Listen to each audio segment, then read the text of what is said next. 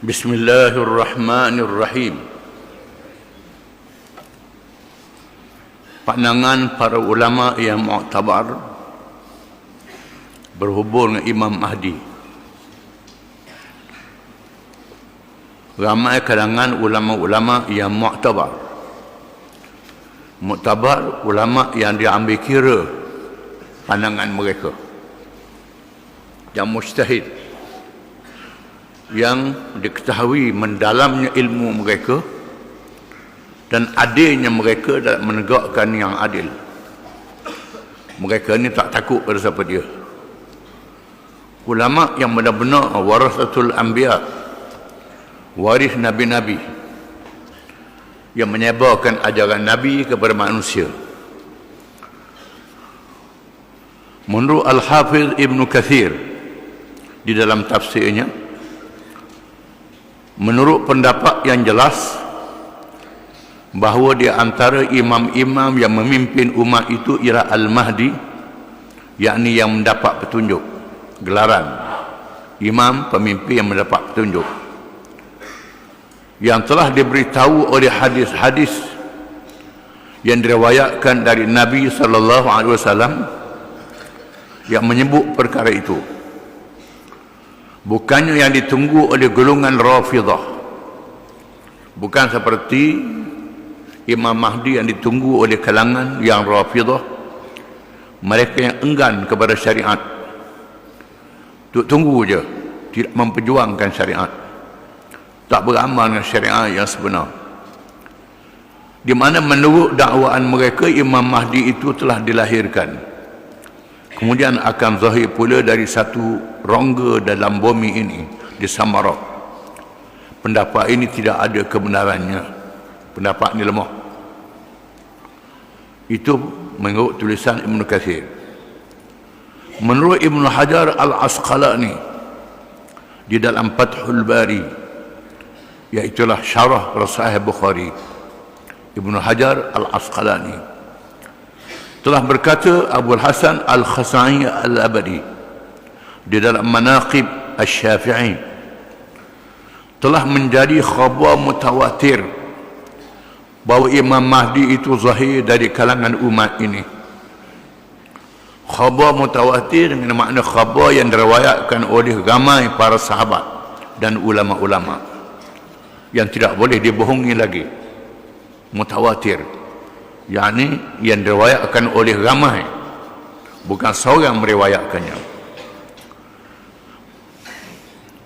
Menurut Ibn Hajar Al-Haytami dalam kitab Al-Mukhtasar fil Mahdi Al-Muntazar, sesungguhnya aku telah diminta supaya mengarang kitab ini, yakni tentang Imam Mahdi yang sebenar, bagi menjelaskan dakwaan satu golongan di zaman kita ini dan zaman sebelumnya yang mengaku dirinya menjadi Imam Mahdi, dan tidaklah mereka mengetahui bahawa dakwaan sewenang-wenang mengaku Imam Mahdi itu suatu kesesatan dan menyesatkan. Seterusnya beliau menyebut beberapa hadis tentang Imam Mahdi dan menjelaskan riwayat-riwayat yang sebenar berhubung dengan perkara itu. Sebabnya dalam sejarah banyak orang muncul mengaku dia lah Imam Mahdi. Itu orang bodoh. Orang bodoh, tak betul, sesat. Imam Mahdi ini bukan boleh mengaku gitu. Mestilah dilahirkan dengan tanda-tanda yang disebut oleh Nabi SAW daripada zuriat Nabi, keturunan Nabi, yang memimpin, yang layak memimpin. Bukan nak suruh orang ikut dia begitu je, sesat, tak erti apa. Tak ada ilmu. Orang yang ada ilmu, ada ketokohan, ada kehebatan, yang boleh memimpin umat, bukan satu negeri, seluruh umat Islam, boleh memimpin umat. Ini akan berlaku di akhir zaman dengan tanda-tanda. Menurut pendapat Syekhul Islam Ibn Taymiyah, bahawa hadis-hadis yang menjadi hujah berhubung dengan zahirnya Imam Mahdi adalah terdiri daripada hadis-hadis sahih yang telah diriwayatkan oleh Abu Daud, At-Tirmizi, Ahmad dan lain-lain. Menurut Asy-Syaukani, Asy-Syaukani ialah seorang alim dari negeri Yaman yang terkenal. Bahawa hadis-hadis yang diriwayatkan berhubung dengan zahirnya Imam Mahdi, yang dapat aku mengkajinya sebanyak 50 hadis. 50 hadis.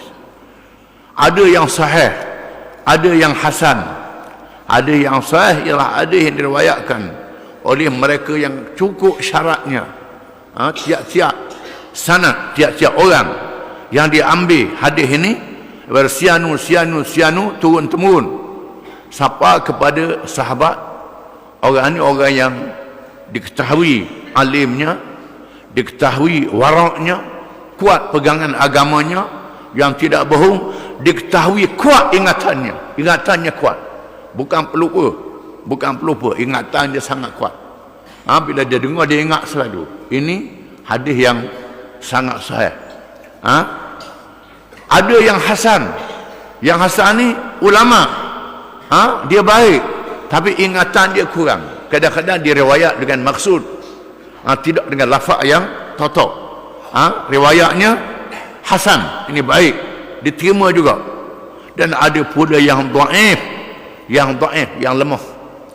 Yang lemah ni umpamanya yang diketahui akhlaknya tak apa molek, boleh jadi betul tetapi dhaif, yang boleh dikuatkan dengan hadis yang lain. Oleh kerana bercampur hadis-hadis ini, ada yang sahih, ada yang hasan, ada yang dhaif. Maka hadis yang dhaif ni diterima kerana didukung oleh hadis-hadis yang sahih dan hadis yang hasan. Oleh itu maka ia adalah mutawatir, yakni mutawatir pada maknanya, mutawatir dari segi maknanya. Menurut kitab At-Tajul Jami' lil Usul, berhubung dengan hadis yang menyatakan zahirnya Imam Mahdi, telah masyhurlah di kalangan ulama salaf, ulama generasi awal, tahun 1 sehingga 300 Hijrah. Ini salaf. Tahun 1 hingga 300 Hijrah. Yang disebut khairul quruni qarni, thumma alladhi, thumma yali, thumma yalunahu. Sebaik-baik abad aku. 1 hingga 100 Hijrah. Kemudian selepasnya. Ini abad yang ke-300. Dan khalaf ni ialah yang kemudian daripada 300 Hijrah sehingga hari ini. Itu khalaf. Bahawa di akhir zaman mestilah zahir seorang lelaki di kalangan keluarga Nabi SAW yang dinamakan Imam Mahdi, digelar Imam Mahdi, imam yang mendapat petunjuk, yang memerintah kerajaan Islam. Dia memerintah negara. Bukan saya tu imam semayang saja, memerintah negara. Dan dipatuhi oleh umat Islam. Orang Islam akan patuh pada dia. Ini kehebatan dia. Ia memerintah dengan adil. Pemerintahannya sangat adil, menegakkan agama. Selepas zahir Imam Mahdi, zahirlah Dajjal. Dajjal ialah pemimpin Yahudi yang mencabar Imam Mahdi. Zahir Dajjal yang didukung oleh Zionis, iaitulah Kristian yang menyeleweng. Dan turunnya Nabi Isa bin Maryam alaihissalam, turun Nabi Isa untuk menyokong Mahdi dan membunuh Dajjal. Ini akan berlaku. Ini bukan mudah ni. Bukan mudah. Kedua-duanya membantu untuk membunuh Dajjal.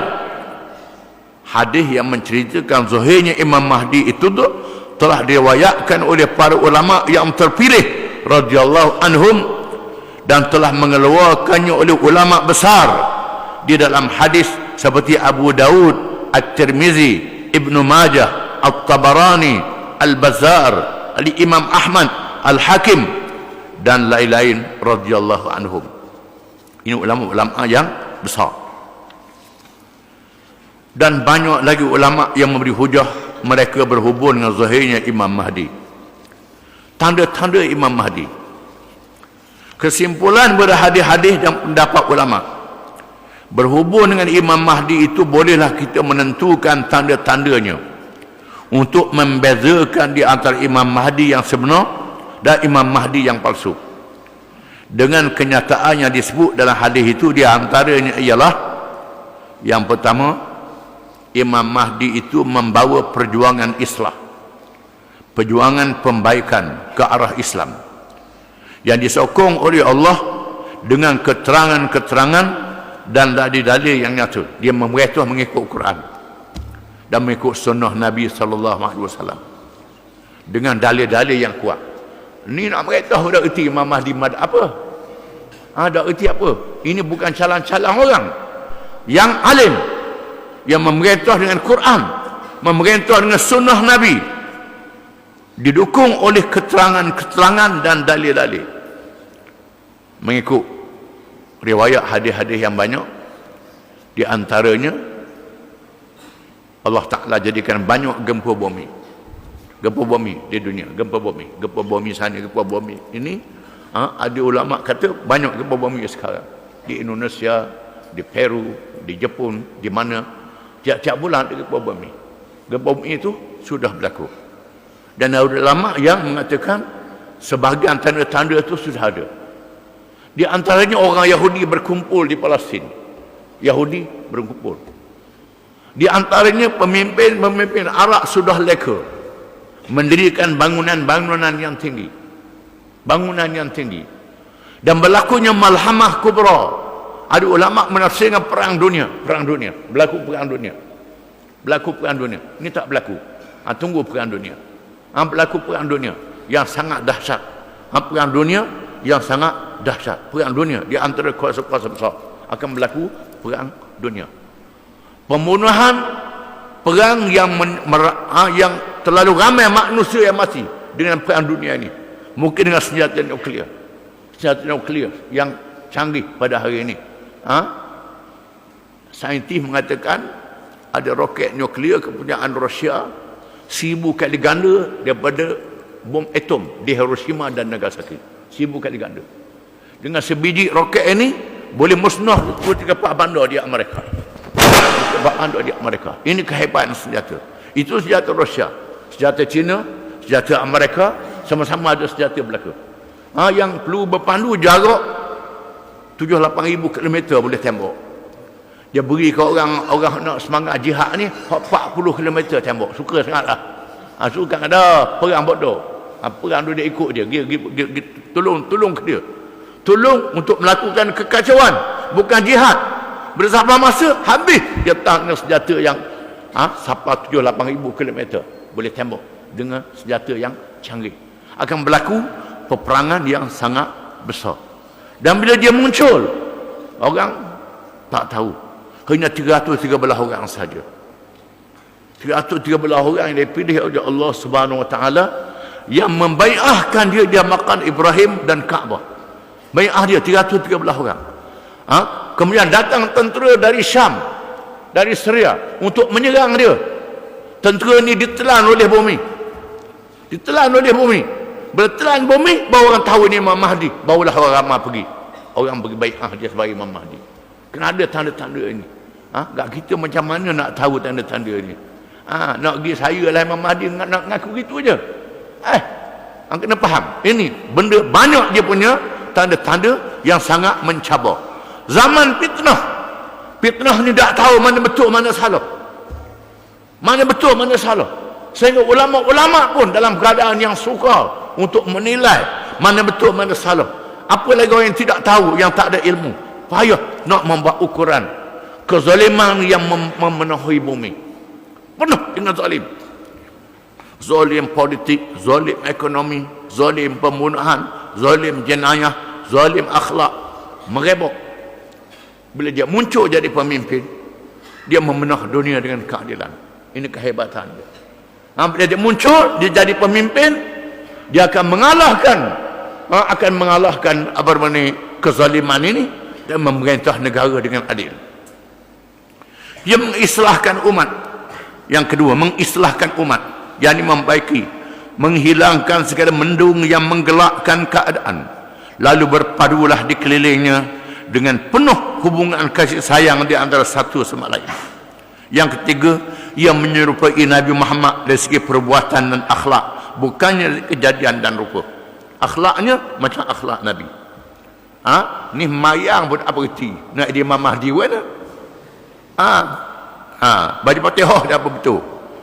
Yang keempat, dengannya tertegaklah agama dengan disertai oleh para mujahidin yang akan ikut dia dan dibantu oleh para malaikat seperti berlaku di dalam peperangan Rasulullah sallallahu alaihi wasallam. Malaikat akan menyertai dia. Bila berlaku malaikat tolong, tak ada siapa yang boleh mengalahkan dia.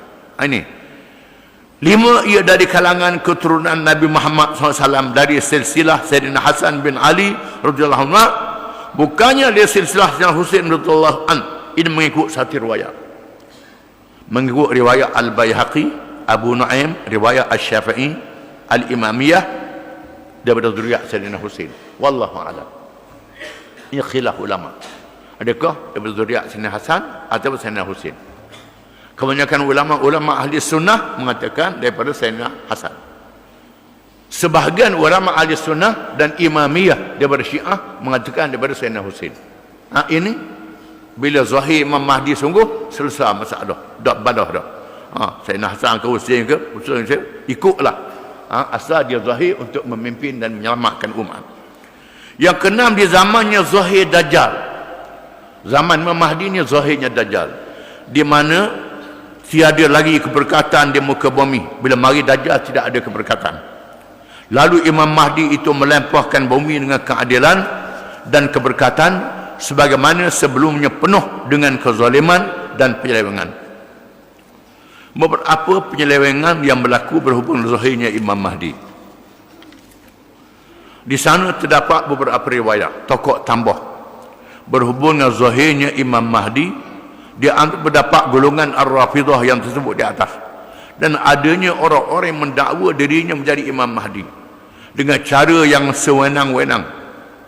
Di samping itu ada pula golongan manusia yang semata-mata menunggu zahirnya Imam Mahdi untuk menegakkan Islam. Ini satu puak.